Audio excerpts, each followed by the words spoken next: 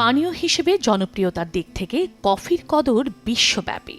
আমাদের দেশে চায়ের কদর বেশি হলেও ইউরোপ আমেরিকায় মানুষের কাছে কফির চাহিদা অনেক বেশি। আর ভালো মানের কফি মানেই বিশ্বের অনেক দেশে একটাই নাম, স্টারবাকস। উন্নত জাতের কফি বিন থেকে তৈরি স্টারবাকসের কফি রয়েছে আলাদা স্বাদ ও চাহিদা। কিন্তু এই স্টারবাকসের পথ চলাটা এত সহজ ও মসৃণ ছিল না। নানা ঘাত প্রতিঘাতে এমনকি বন্ধ হতে হয়েছিল স্টারবাকস। কিন্তু বিল গেটসের এক পরামর্শে স্টারবাকস হয়ে ওঠে বিশ্বের শীর্ষস্থানীয় কফি বিক্রেতা প্রতিষ্ঠান। কি ছিল সেই বদলে দেয়া পরামর্শ?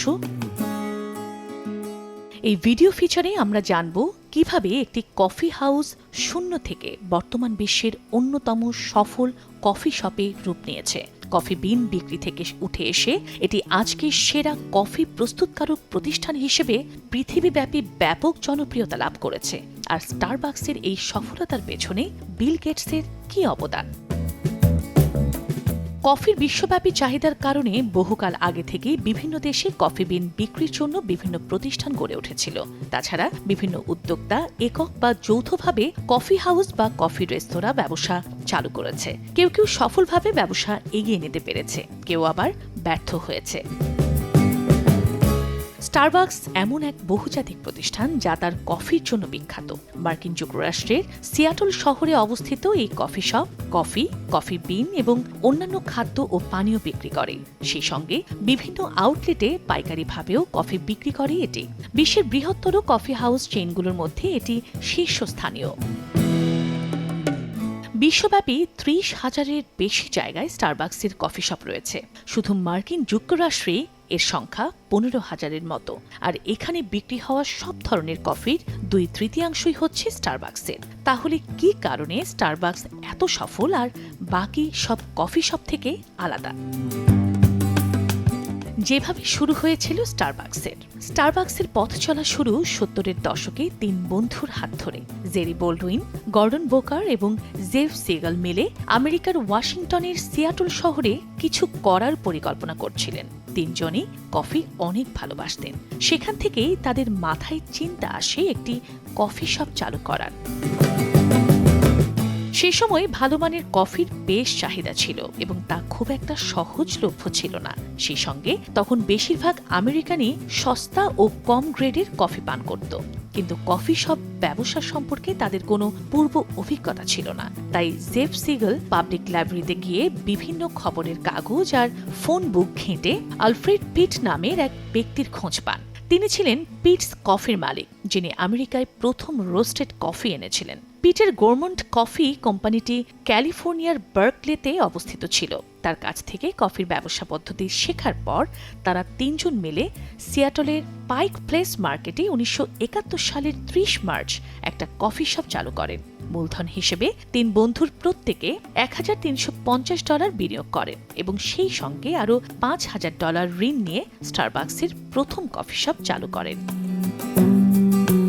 তারা শুরুতে সেখানে কফি তৈরির জন্য কফি বিন এবং অন্যান্য উপকরণ বিক্রি করতেন, তবে রেডিমেড কফি বিক্রি করতেন না। পরের কয়েক বছর তারা সিয়াটল শহরে বেশ কিছু জায়গায় তাদের ব্যবসা প্রসারিত করতে থাকেন। পাশাপাশি তারা রোস্টেড কফির পাইকারি ব্যবসা শুরু করে দেন এবং বিভিন্ন রেস্টুরেন্টে এই কফি সাপ্লাই দিতে থাকেন। এর মূল উদ্দেশ্য ছিল ভোক্তাদের কাছে উন্নত মানের কফি বিন সাপ্লাই করা। তারা তখনও ইনস্ট্যান্ট বা রেডিমেড কফি তৈরির কথা চিন্তা করেননি। ১৯৮০ সালের মধ্যে সিয়াটলে স্টারবাকসের ৪টি দোকান হয়ে যায়, কিন্তু ১৯৮০ সালে জেড সিগল তার মালিকানা ছেড়ে দেন।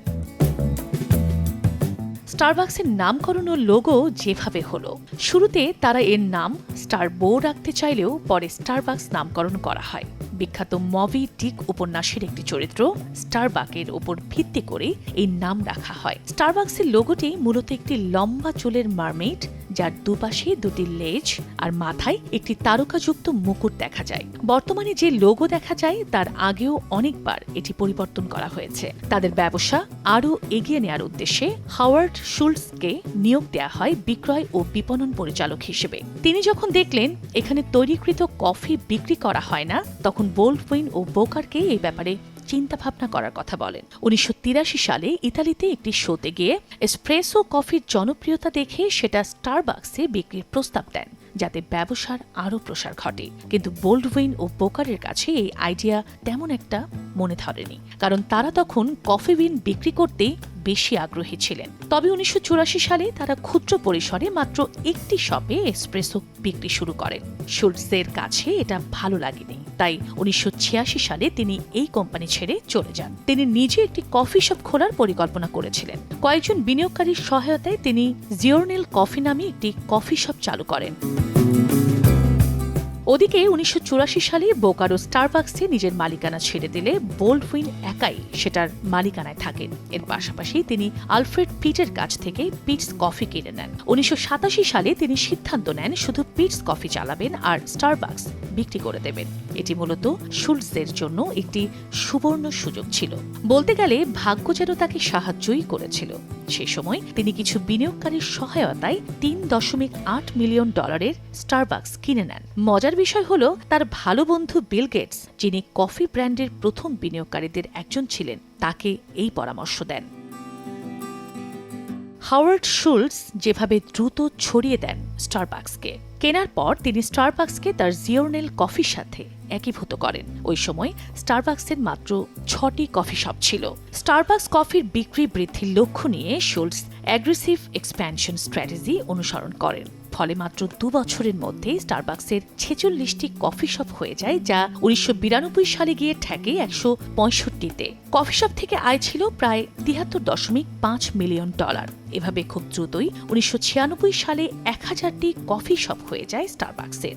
এই সময় জাপান ও সিঙ্গাপুরেও তাদের নতুন কফি শপ খোলা হয়। খুব দ্রুত গতিতে জনপ্রিয়তা লাভ করতে থাকে স্টারবাকস। ফলে পরবর্তী 3 বছরের মধ্যে তাদের কফি শপের সংখ্যা 2000 ছাড়িয়ে যায়। আর 1 বছরের মধ্যে অর্থাৎ 2000 সালে প্রায় 3500টি কফি শপ হয়ে যায়। এ সময় তাদের কার্যক্রম 12টি দেশে বিস্তৃত ছিল। আর শুলটস সে সময় সিইও থেকে এক্সিকিউটিভ চেয়ারম্যান হয়ে যান।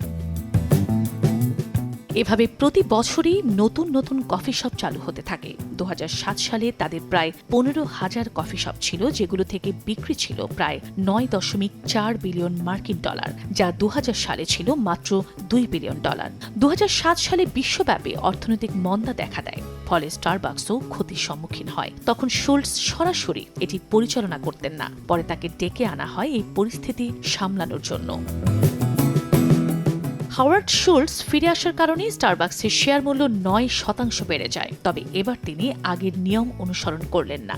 এবার তার মূল লক্ষ্য ছিল ভোক্তাদের উপর। তারা কেমন কফি পছন্দ করে, তাদের রুচি ও চাহিদা কেমন, এ বিষয় নিয়ে তিনি পরিকল্পনা সাজাতে থাকেন। এরই ফলশ্রুতিতে 2008 ও 2009 সালে তিনি কিছু কফি শপ বন্ধ করে দেন আর কফি শপে কফি তৈরির কাজ করা 6700 জন বারিস্তাকে ছাঁটাই করেন। একদিন বিকেলে আমেরিকার সকল কফি শপ বন্ধ করে সব বারিস্তাকে এনে কিভাবে ভালো এসপ্রেসো বানানো যায় তার ট্রেনিং দেন। এছাড়া ভোক্তাদের কিভাবে আরো ভালো সেবা দেওয়া যায়, তার সাথে কিভাবে আচরণ করলে আরো বেশি আকৃষ্ট হবে এবং বারবার কফি কেনার জন্য আসবেন ইত্যাদি বিষয়ে তিনি আলোচনা ও পরামর্শ দেন। এই সময় নতুন কোনো কফি শপ খোলা হয়নি, বরং আগের কফি শপগুলোকে তিনি ঢেলে সাজান। ফলে বিক্রি বাড়তে থাকে। 2012 সালের পর থেকে আগের মতো ব্যবসা আবারও এগোতে থাকে। পরবর্তী 5 বছরের মধ্যে কফি শপের সংখ্যা গিয়ে দাঁড়ায় 28,000-এ। স্টারবাকস কেন আলাদা? হাওয়ার্ড শুলটসের মতে, ভোক্তারা শুধু এখানে কফি খাবেন না, তারা এখানে এসে বিভিন্ন অভিজ্ঞতাও লাভ করবেন। তিনি সবসময় বিশ্বাস করতেন, মানুষ শুধুমাত্র কফির জন্য আসে না, ব্যক্তিগত কিছু মুহূর্ত কাটাতেও আসে। তাই শুলটস এবং তার দলের মূল লক্ষ্য ছিল ভোক্তারা যাতে এ ধরনের অভিজ্ঞতা অর্জন করতে পারে, সেজন্য প্রয়োজনীয় পরিবেশ তৈরি করা। আরামদায়ক সোফা, ফায়ারপ্লেস, ক্যাফের মধ্যে বন্ধুদের সঙ্গে আড্ডা দেওয়ার মতো স্থান বা নীরবে কাজ করার জায়গা, বিনামূল্যে ইন্টারনেট এবং আরও অনেক কিছু। এছাড়া কর্মচারীরা যাতে ভোক্তাদের সঙ্গে বন্ধুত্বপূর্ণ মনোভাব বজায় রাখে, সেজন্য তিনি বিভিন্ন দিক নির্দেশনা দেন। শুলটস ক্রেতাদের সঙ্গে সর্বদা উচ্চমানের রোস্টেড কফি দেওয়ার প্রতিশ্রুতি বজায় রাখার চেষ্টা করেছেন, আর তিনি তাতে সফলও হয়েছেন। ফলে মানসম্মত ও গুণগত মানের কফি বিন কেনার জন্য স্টারবাকসের ভালো কোনো বিকল্প ছিল না। ব্যবসার স্থান নির্বাচন স্টারবাকসের সাফল্যের আরও একটি কারণ। কফি শপগুলোর অবস্থান এমনভাবে করা হয় যাতে খুব অল্প দূরত্বেই থাকে কয়েকটা দোকান, যাতে মানুষ সহজেই পেতে পারে কফি।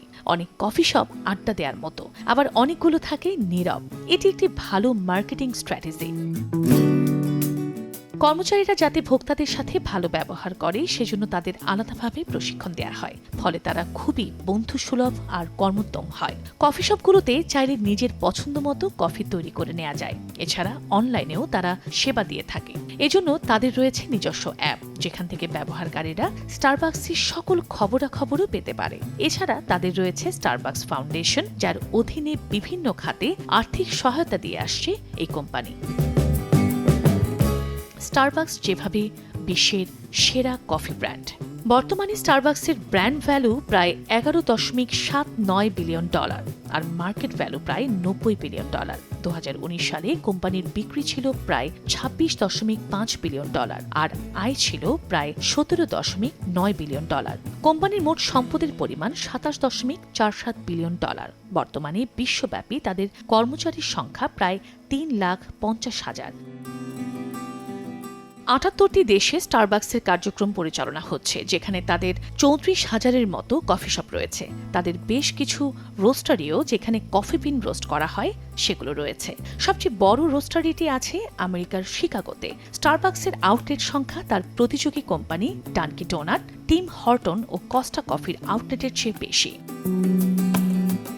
স্টারবাকসের কাছ থেকে নতুন উদ্যোক্তারা কি শিখবেন? স্টারবাকসের এই সাফল্য থেকে আমরা কি কিছু শিখতে পারি? অবশ্যই অনেক কিছু শেখার আছে। সময়ের সাথে সাথে নতুন কিছু নিয়ে আসা বা নতুনকে গ্রহণ করে নেয়ার মানসিকতা, যেমনটা হয়েছিল এর শুরুতে। তাছাড়া ক্রেতাদের সঙ্গে আন্তরিক আচরণ ও তাদের চাহিদা বা রুচিকে প্রাধান্য দেয়া, এমনভাবে আচরণ করা বা আশপাশের পরিবেশ এমনভাবে তৈরি করা যা তাদের জন্য মানসিক প্রশান্তি বয়ে আনবে। এছাড়া যুগোপযোগী সিদ্ধান্ত, দূরদর্শী পরিকল্পনা ও দক্ষ পরিচালনা যে কোনো ব্যবসায় এনে দিতে পারে সর্বোচ্চ সাফল্য। আর এভাবেই স্টারবাকস বর্তমান প্রতিযোগিতামূলক পৃথিবীতে তার অবস্থান ধরে রেখেছে।